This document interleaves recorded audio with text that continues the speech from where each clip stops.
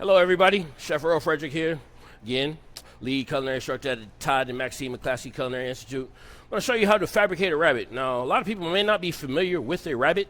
I'm just here to tell you it's very good. It's very lean. It's sort of like the mouthfeel and the color of a chicken. It doesn't taste like it, though. Many people will tell you it tastes like chicken. I just don't think it does. You know you're eating a game animal when you put this in your mouth. Another thing about the anatomy, right? You know, they move around a lot, so you'll notice that the front or the forequarter, front portion of the legs, they're going to be kind of separated from the shoulder, right? And that's because, you know, they are bouncing around, similar to a cat, right? The cat jumps down, and everybody wonders why that happens. Is because they can actually have a natural shock absorber right here. That being said, these are very easy to take off. I'm going to tell you how to take off the front quarter, the hind quarter, the back strap, and then you got two little tenderloins right here that we'll go ahead and take off. Now, in Europe, you'll see the feet attached because they want to know exactly what they're buying. Here, you know, we have the USDA, so that's something that we don't have the luxury of having, right? Another thing, this is gutted. Sometimes you'll have the kidneys and everything like that you have to take out. Fortunately for us, we have most of the work done for us. All right, so let's get on with the fabrication. So we're going to take that first muscle right here, the clavicle. Now you can basically, I can touch my middle finger and my thumb right there. I can feel where it's going. So basically what we're going to do is go right through that portion. So you see how it comes up there. We're just going to go right through. That's all you need to do just to release it. See how easy that is, right? We're just using gravity, right? There we go. So we got one forequarter right there. Do the same thing with the other one. So once again, you see where it meets. You see it wants to come off right now. You see that? So what we're going to do here is that same thing, just to give it a nice little score. And we're going to let gravity do the work. Smooth like butter. All right? Now, we're going to take the tenderloins out, which is pretty easy. So remember, they are just like the chicken, all right? What we're going to do is go right underneath it, right here, all right? So we'll take that. We'll free that up. Got one little rabbit tenderloin there. We'll go on the other side. And we'll free that one up as well.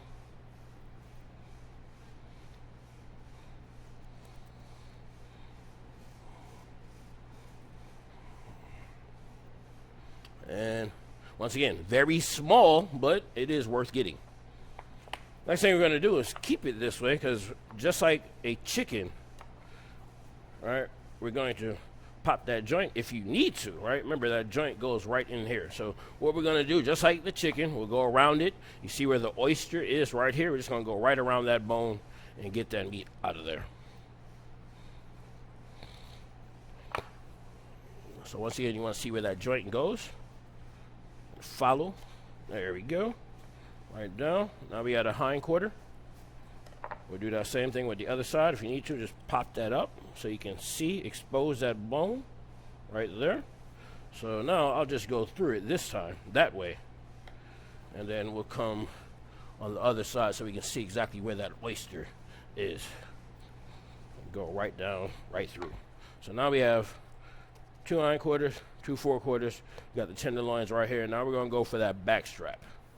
Now I'll move these over here so you can actually see what I'm doing here. So we're just going to go right along that spine. So right along the spine. That's all we're doing, right? We're going to follow the anatomy. So start at the bottom, and we're going to go all the way following that bone. Right? Following the bone.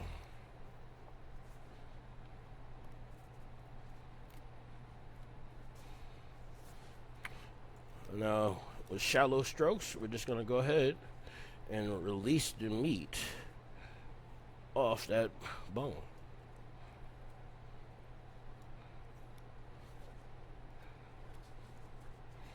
So we got a little bit of the thigh left there.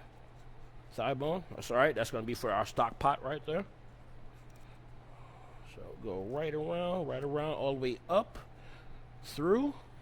And you want to stay on the bone because you want to get the most maximum yield out of it, right? So now we got a nice rabbit backstrap. That's the prize meat that you want out of it right there. So we'll do that same thing with the other side. So go right along that bone. Try to get as much meat as you possibly can. All right. And what we're going to do is make some shallow strokes again. Remember, we're just going to let gravity do the work. Now, I like to go all the way down to the thigh because, once again, right, we can get a lot of meat right here. Once again, the bone for stock. Now, once we release that, now all we're doing is pretty much letting the knife and gravity do work. So right here, we're almost up to that rib. We'll go right around that rib, and we'll get that meat right off there. Clean that up a little bit. I got a little bit of a rib bone in there, but that is your rabbit backstrap. We'll use the rest of this right here, this carcass, for rabbit stock. But there you have it. Here's your backstrap. Here's your forequarters. Here's your hindquarters. And here are your tenderloins, little baby tenderloins. So once again, something you will learn here along with the many other things we teach you in culinary arts here at the Todd and Maxime Classic Culinary Institute. Thanks. Hope to see you soon.